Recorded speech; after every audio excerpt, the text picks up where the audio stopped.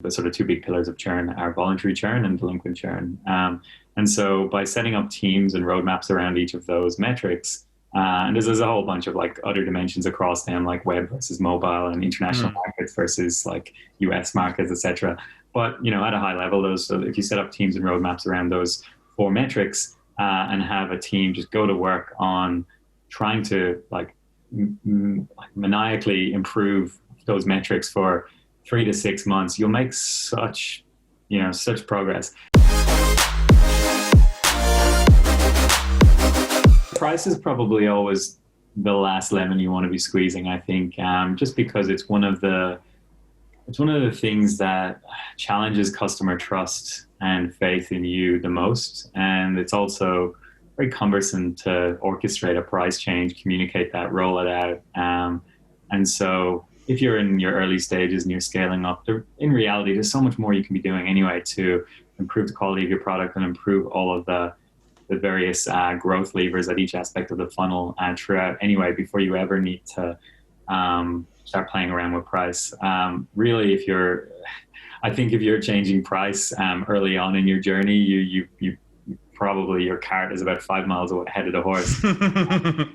For Canva, for example, we've got a pretty standard freemium SaaS funnel. We try and get people in the top of the funnel. That's our trial conversion to trial. And then we try and convert them from trial to paid through that 30-day trial. And then we focus on actively retaining them over time. And then we try to actively reduce churn. And churn, the sort of two big pillars of churn are voluntary churn and delinquent churn. And so by setting up teams and roadmaps around each of those metrics, and there's a whole bunch of like other dimensions across them, like web versus mobile and international markets versus like US markets, etc.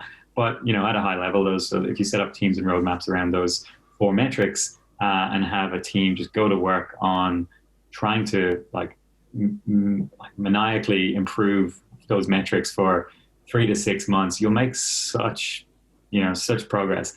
And again, the beauty of SaaS, if you make a small relative improvement on each of them, as the product of those compounded together is actually huge, as you said. And as you mentioned, like at Canva scale now, we see that even more and more. Like a 0.1% reduction in churn is obviously worth, quite a lot. And similar top of the funnel, like a 0.5% increase in trials is worth quite a lot. And so by the beauty of when you get over that inflection point of scale is that the ROI on putting, 2 or 3 people just dedicated to that one metric is highly positive. And so you can easily justify sort of building out the team and having multiple growth teams.